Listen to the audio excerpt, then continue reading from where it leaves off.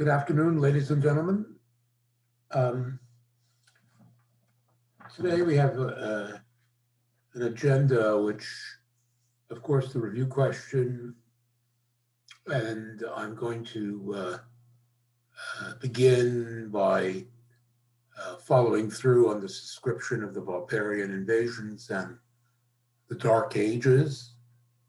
And then we're going to get into really, this is a whole process of the melting down of antiquity, the destruction of the ancient world, and the chaos, the anarchy, the darkness of the so-called Dark Ages from 500 to 1000 AD. But in the midst of this, two really important institutions are born, and really these two institutions are the founding institutions of so-called Western civilization. The first of these is feudalism, and I'll be explaining what that is. And then hopefully, if we have the time, we can begin to discuss the rise of the Roman Catholic Church, which is the second great institution, founding institution of Western civilization. Before I start, you now should have access through Umlearn to your exam result and your test result. Is there any question about that? Seems okay. Obviously, the results were quite good. Everybody got an A. I don't know what I'm going to do at the end of the term, but in any case, I want to begin with the review question 24, which is discuss the relationship between imperialist expansion and class conflict during the Roman Republic. So this is the way one should develop an answer. Rome was a republic since the 6th century BC, and from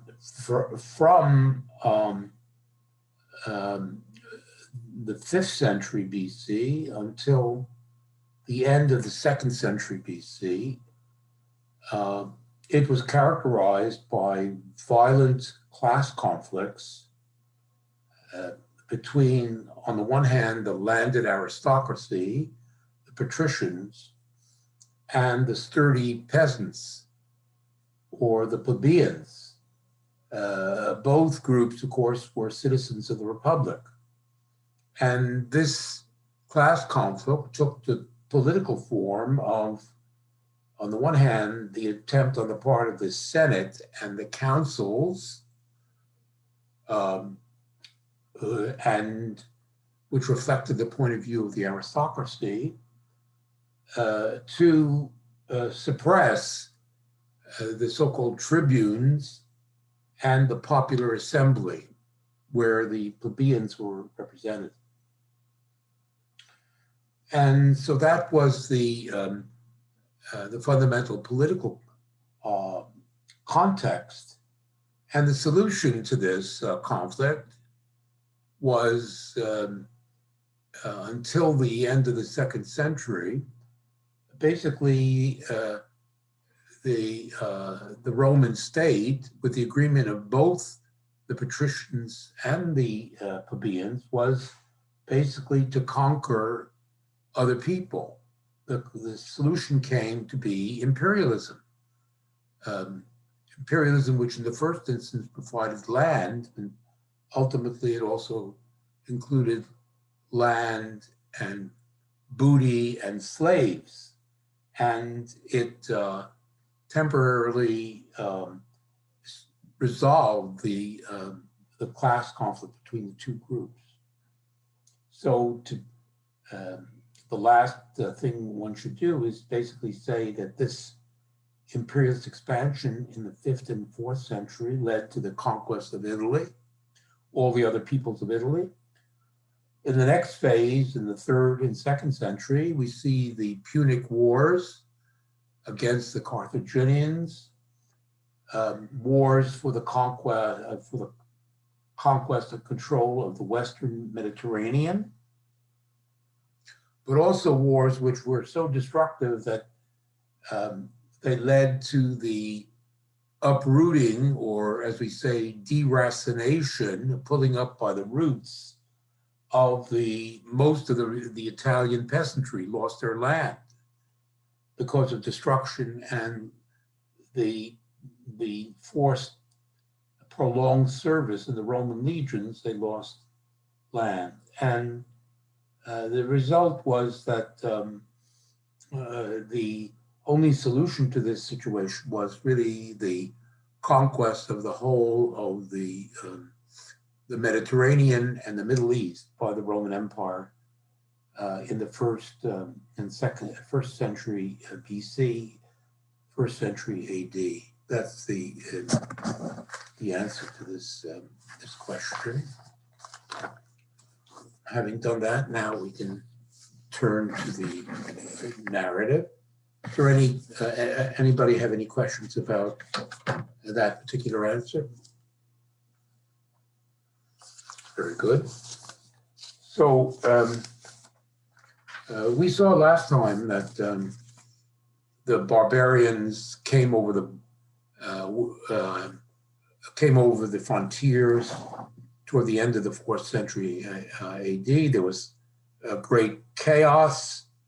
And we see that basically by around 500, we can say that the Angles and Saxons had conquered England. The Franks had conquered Gallia, which was going to become which became the Kingdom of the Franks, and ultimately turned into France.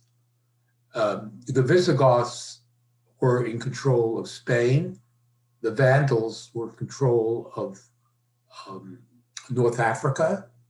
And in the north of Italy, the Ostrogoths controlled northern Italy. Of course, southern Italy, in the center, there was Rome, and Rome was more and more controlled by actually the Bishop of Rome, or as we call him, the Pope.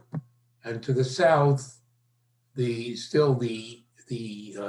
East Roman Empire still controlled Sicily and the southern part of Italy. That was the situation around 500. But as things turned out, on the one hand, you have the fact that the Franks and the Angles and Saxons, their states, their kingdoms, if you like, barbarous as they were, they survived. These invasions led to really the foundation of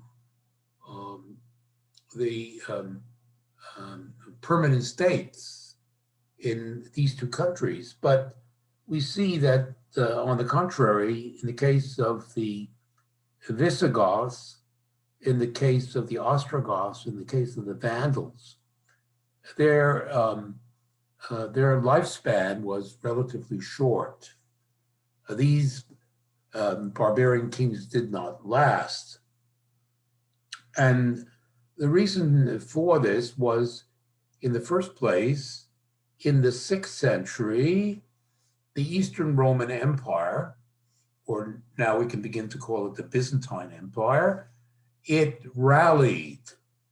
The Eastern Roman Empire was part of the crisis that we've been speaking about in the last lecture, and they were invaded, but because of their greater strength, greater resilience, the state was reconsolidated, and under a strong emperor by the name of Justinian. Justinian is the guy who had this code of law known as the Justinian Code, which I mentioned in an earlier lecture. Um, he had it drawn up, and that bespoke a strong state. And part of this was the Justinian sent legions, sent Byzantine armies, and they destroyed the Vandal kingdom in North Africa and temporarily reestablished the control of Constantinople, of the Eastern Roman Empire. Likewise, they destroyed the Ostrogoths in northern Italy, and again, temporarily, they restored East Roman authority. So these two kingdoms disappear, and likewise in Spain, in the 8th century, Spain was invaded by the Arabs, and the Visigothic kingdom was obliterated by an Arab invasion at the beginning of the 8th century. Spain ceased to be Roman, ceased to be barbarian, ceased to be Christian. It became Arab, and the Arabs were to remain in Spain until 1492. Spain essentially was, I'm simplifying, but was essentially dominated by Arab kingdoms right through the Middle Ages. I'm saying that the Visigoths, the Ostrogoths, and the Vandals, in contrast to the Franks and the Anglo-Saxons, they disappeared. And to repeat, part of their weakness was that there weren't large numbers of these people. The barbarians were outnumbered and drowned by the rest of the population. Secondly, these societies remained divided in that they lived by different laws. There were separate law codes in these states, and permanent division. The kings failed to unify these societies. And finally, the religion played a big part. The invaders were Arians. The local populations who outnumbered them were, you can say, Roman Catholic. And so this division also weakened these barbarian kings. So those are some of the reasons they didn't last. On the other hand, to come back to England and France, and for that matter, we should also mention that the place of the Ostrogoths and the place of the East Romans in northern Italy was actually taken by yet another barbarian state known as the Lombards. There was an invasion of, we have the Ostrogoths in the first place, then the Romans come back, the East Romans, and finally, at the end of the 6th century, another German group known as the Lombards take over northern Italy again. And like as in France and as in England, the Lombards establish a durable presence. And that region of Italy is known as Lombardy, northern Italy, very rich farmland, northern Italy, where Milan is located today. That becomes the Lombard state. So why did the Anglo-Saxons and the Franks and the Lombards establish durable kings? Well, certainly one very important reason that, in contrast to the Visigoths or the Vandals, there were mass migrations of Franks from Germany. There were mass migrations of Anglo-Saxons there were mass migrations um, of Lombards from Germany down into northern Italy. This wasn't, 80,000 people. We're talking about hundreds of thousands of invaders, wave after wave of these different groups. So much so that we see that if you look at the names of places in southern England or in France, especially northern France or northern Italy, you look at the names of towns or little villages. They cease to have Celtic or Roman origins, but rather the names are Germanic, signifying that large numbers of people moved into Angles and Saxons, into northern France, the Franks. They changed the names of these places.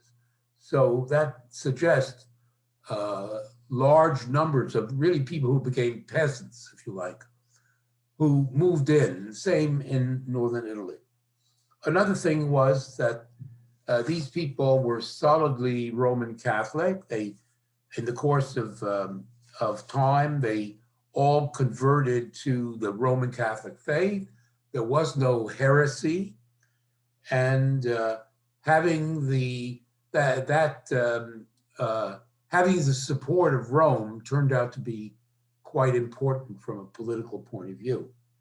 And furthermore, we can see that the change was profound in that the laws of the Franks, the laws of the Anglo-Saxons, and the laws of the Lombards became the laws of the land. There was no bifurcation, there was no separate law for barbarians and the indigenous populations. The law of the barbarians, signifying a strong political and demographic presence, triumphed. So that is is where what we can say basically about the situation round about, say, 600 AD.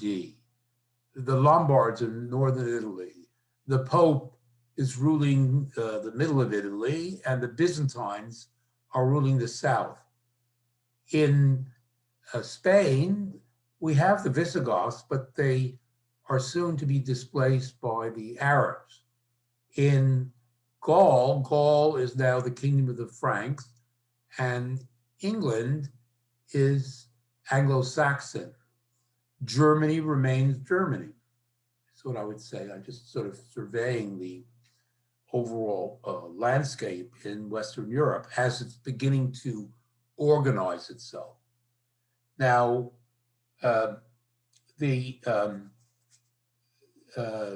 this is all going on. These changes are all going on while basically you can say that the economic life of Western Europe is deteriorating. Things are going from bad to worse. And as a result, there is a kind of barbarization of society, simplification of society going on, the so-called Dark Ages. So much so that, for example, we see that, for example, trade between Western Europe and the Eastern Roman Empire, trade in the Mediterranean in general, as a result of the barbarian invasions in the first instance, and then the rise of Islam in the 7th century, there is no trade. For some years, there is no trade on the Mediterranean. This was the Mediterranean in antiquity had been basically the great highway of commerce. Well, commerce ceases on the Mediterranean, especially in the Western Mediterranean, in the course of the 6th, 7th, 8th, and 9th century AD. There is no trade. Furthermore, we can say that um, we see that um, the minting of new coins, since there's no highly developed state, there is no circulating money. From the middle of the 7th century, money becomes extremely scarce, and certainly there's no gold to manufacture gold coins.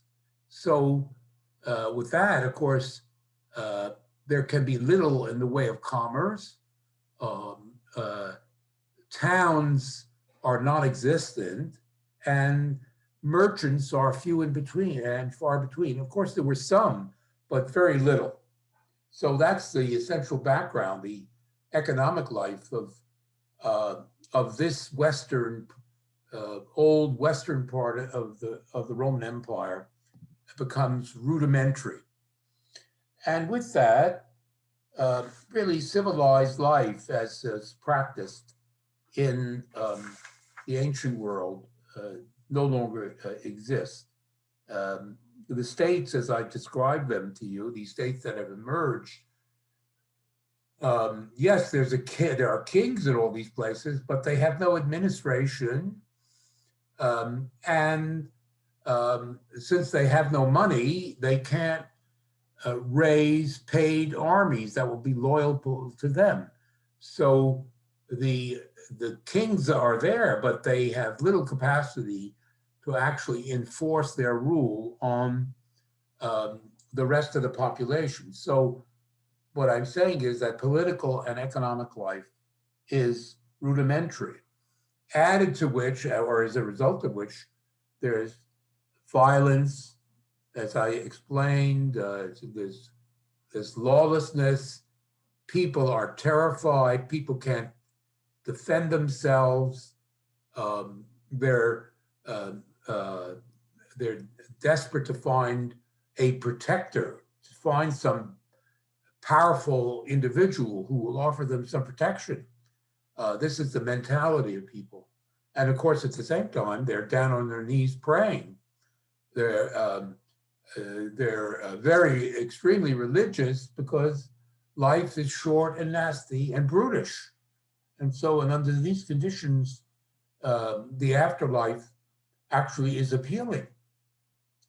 Now, also, we can see that in terms of what happens, for example, to art and architecture in this, you remember that the Romans, the Greeks and the Romans had all these achievements, monumental buildings, splendid architecture, especially the Greeks, but to a certain extent the Romans, and of course artwork, statuary, and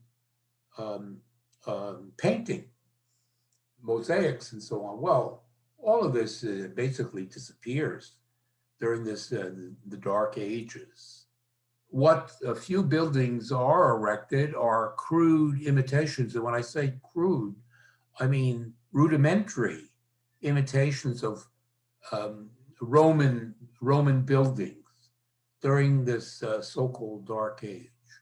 And the artists, such as they are, have lost the ability to paint in a realistic manner. You know that the art of the Romans and the Greeks was representational. The statuary, the paintings, well, the capacity to paint in a representational way is lost. And so the artworks tend to be sort of, I would call them somewhat in a curious way, anticipations of abstract art, or we can call it symbolic art, and most of it is religious in character. It's religious art, and it's basically made up of Christian symbols. And one could say that there are some of these artists actually achieve a certain dynamism in their art.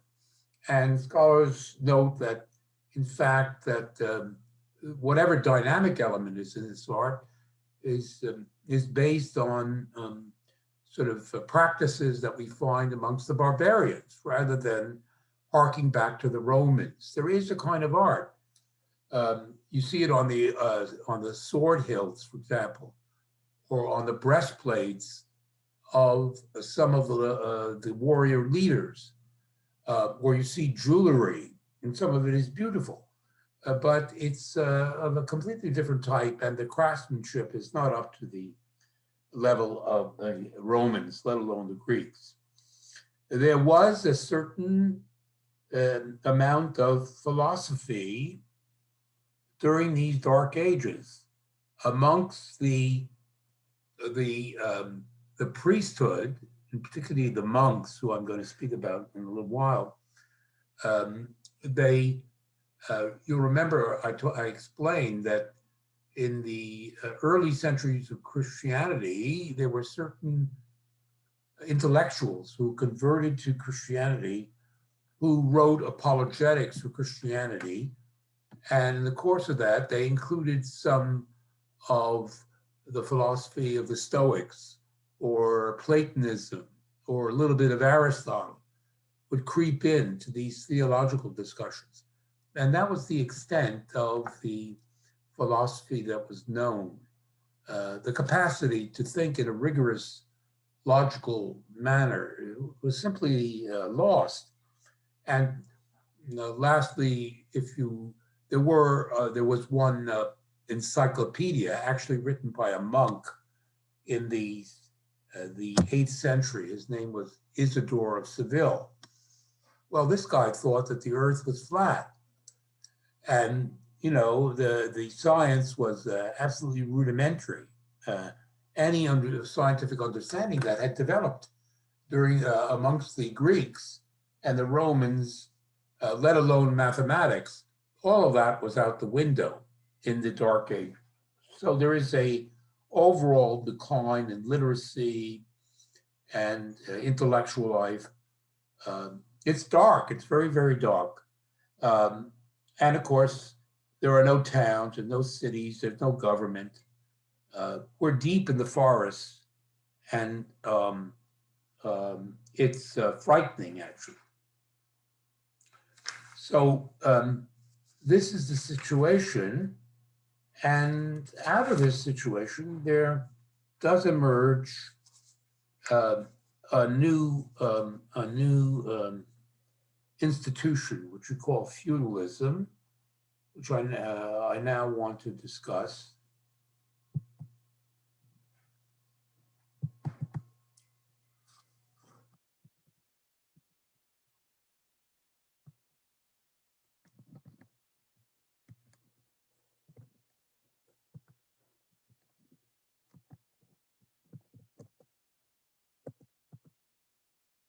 Okay, feudalism.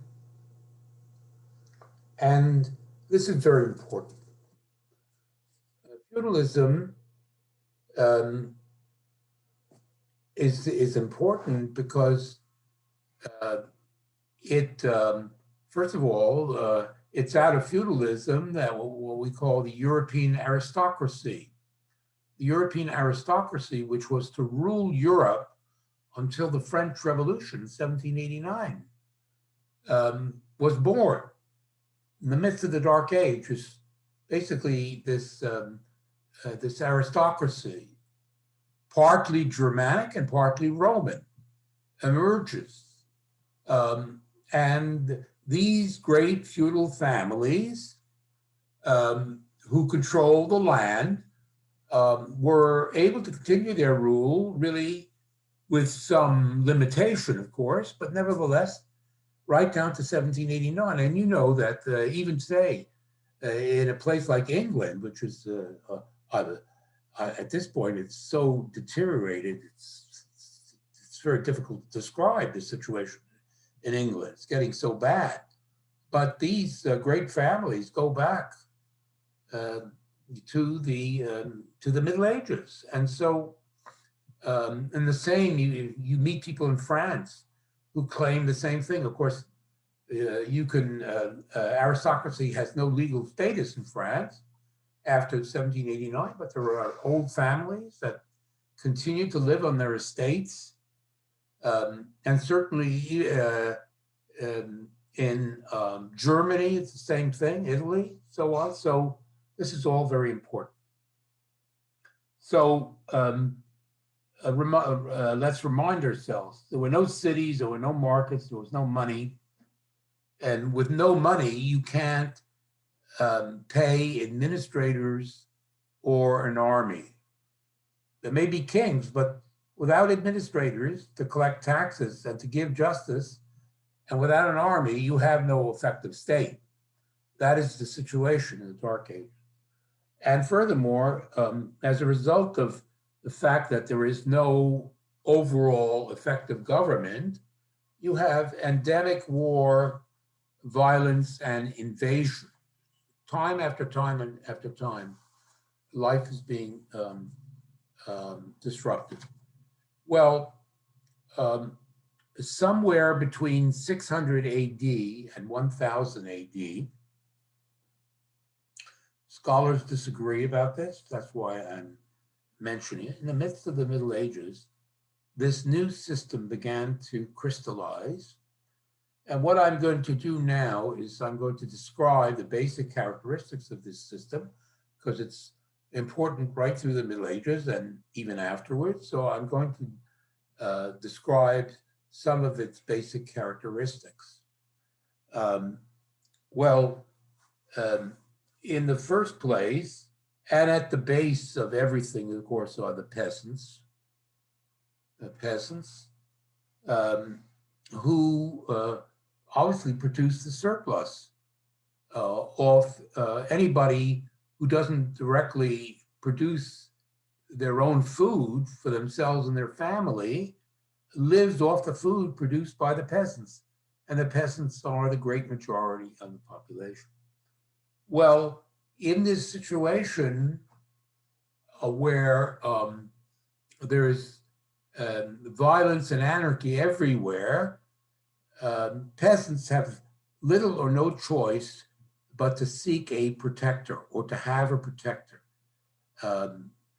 Every region, every province of Western Europe is in a state of anarchy, and the response of the peasantry is to seek a lord who can protect them and to put themselves in a state of dependence on this lord, accept the local lord as master, and to become, as we call it, the serf of a landlord. Serfdom, becoming a serf becomes, I wouldn't say it's universal. No, there are some people in various scattered places, say up in the mountains, who remain free peasants. But overwhelmingly, most of the peasantry become serfs during this period. Even the free German peasants who were part of the barbarian armies, who came into France or came into Italy or came into England as free men, most of them end up as serfs because it's unbearable. They need protection, and so they become serfs. So, and a serf is somebody who is literally, not only is he personally dependent on the landlord, but he cannot leave the land. He's tied to the land.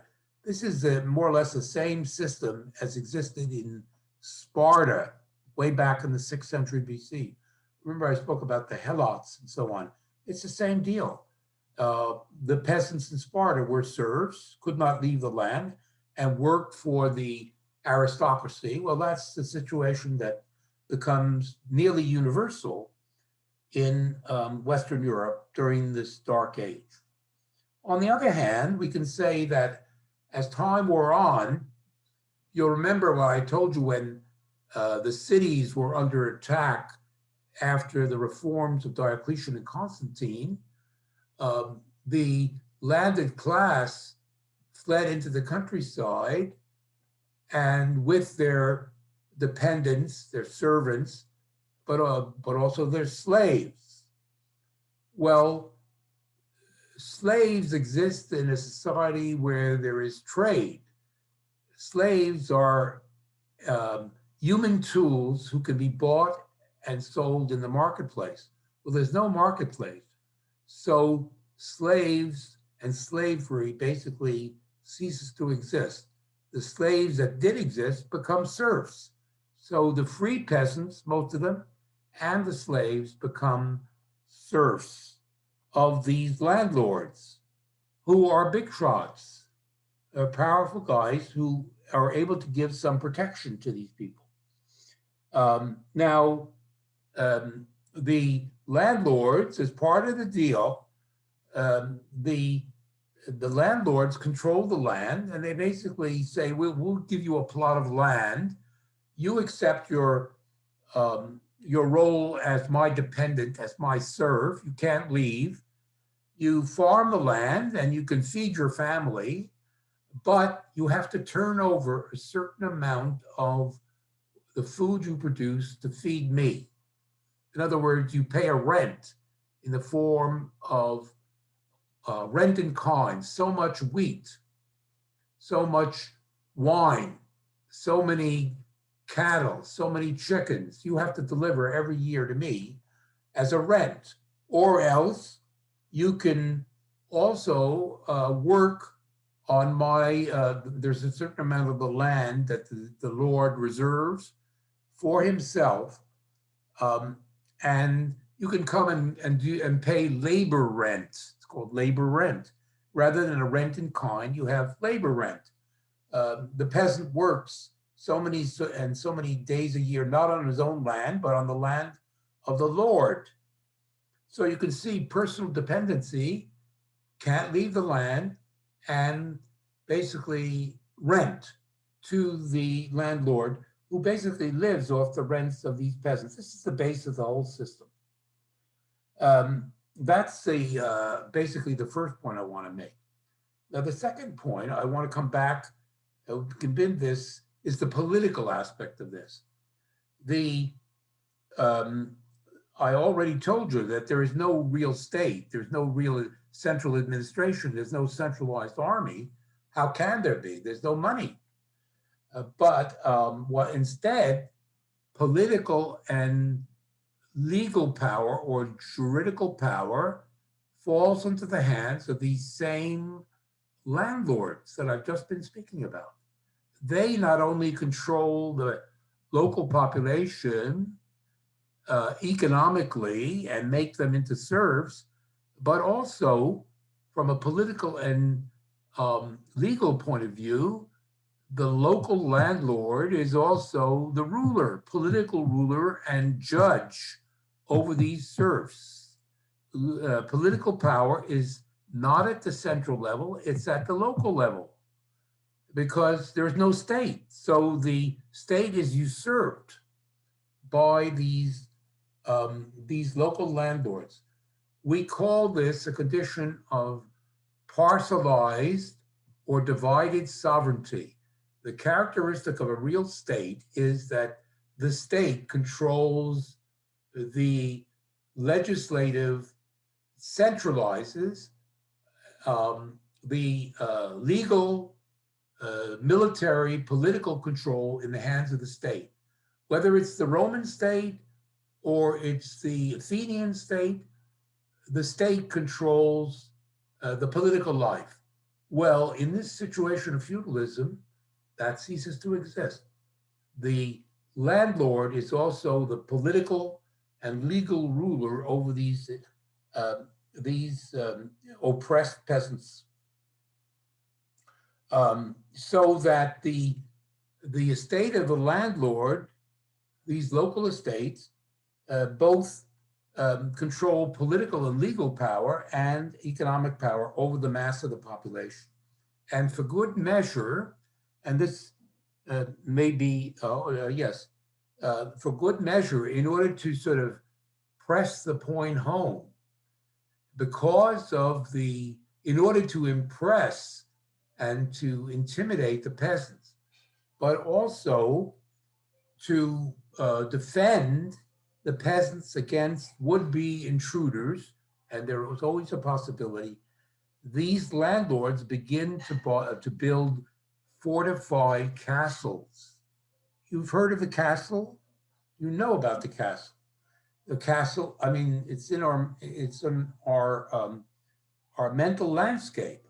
Well, this is how, if you go to Europe, all across the landscape, you see the remains of these local castles, some of which are extremely impressive buildings made out of stone and heavily fortified.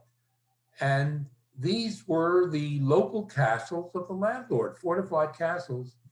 So basically, you can see what's happened. Instead of a centralized state, you have all political powers devolve down to the local level. And it's combined with economic power over the population. Um, so that is the second characteristic, parcelized sovereignty. The first characteristic is serfdom. The second characteristic is parcelized sovereignty. Now, the third element of feudalism is the following.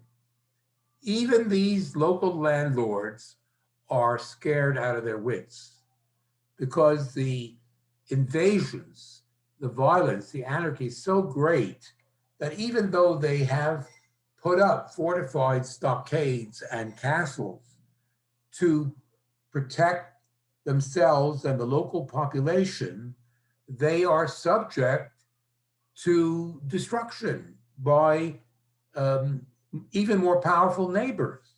There's, as I said, complete anarchy. So these lords seek out an overlord, somebody who is even more powerful than them, in order to, in case there is an attack, this overlord will bring in his military force in order to support this local landlord. So the original lords take an overlord. And this goes one step beyond that, because these overlords themselves are terrified that they're going to be attacked and they're going to be destroyed. So these overlords take an overlord. And so what you get is a tiered system, a hierarchical system of lord, overlord, overlord of overlord, overlord of overlord of overlord, up to the level of the king, up to the level of the king. The whole structure becomes a gigantic pyramid of basically for purposes of protection. And all of these people can mobilize a certain amount of political force. And the result is that you have basically this system of lordship and overlordship culminating in the king. And this is called the feudal army, which is made up of, sure enough, armored knights. Armored knights are the military arm of this whole system. So the third characteristic is this hierarchical system of political protection. So let me reiterate. Economically, it's serfdom, mass of the peasant. From a political point of view, it's parcelized sovereignty. From a military point of view, it's a system of lordship and overlordship, this hierarchical system of the mutual dependency and the assembly of these feudal armies based on armored knights. And essentially, this is the so-called feudal system. Now, I think that it's, believe me, it's very complicated. In the the last point I want to make about this is that in this whole system there is no private property, because the whole hierarchical system that I've just outlined for you depends on a service. The serf has to provide service to the lord. The underlord has to provide service to the overlord, and so on up this chain of this hierarchical chain. And the property, the estates, the land that each of these groups have, some more than others, is conditional on doing service. If you don't do service, your property is forfeit. According to the feudal system, it falls back into the hands of the king. So in these feudal states that emerge initially, and remains true until the end of the Middle Ages, property rights are conditional. They're not absolute in this system. So that is this is the system that emerges between 600 and 1000 AD. And it emerges as a alternative to a state such as existed in ancient Rome or Greece, or would exist again when the first modern states appear after 1500. So with that, I think I can end my discussion of feudalism and note that we are, in the next class, going to look at the second great institution which emerges during the Dark Age. And this is the rise of the Roman Catholic Church. And when I say the Roman Catholic Church, I mean, above all, most important aspect of this is the rise of the papacy, of the Roman popes, as the leaders of the church in Western Europe. And when I'm talking about this, I mean that this is not simply your local neighborhood parish church here. I'm talking about a political power as well as a spiritual power. I'm talking about enormous, the most powerful entity of the whole Middle Ages, with enormous property. This is, as Thomas Hobbes, the great philosopher of the 17th century, called it, it is the ghost of the Roman Empire. It is the ghost of the Roman Empire. He meant by that, it's the specter.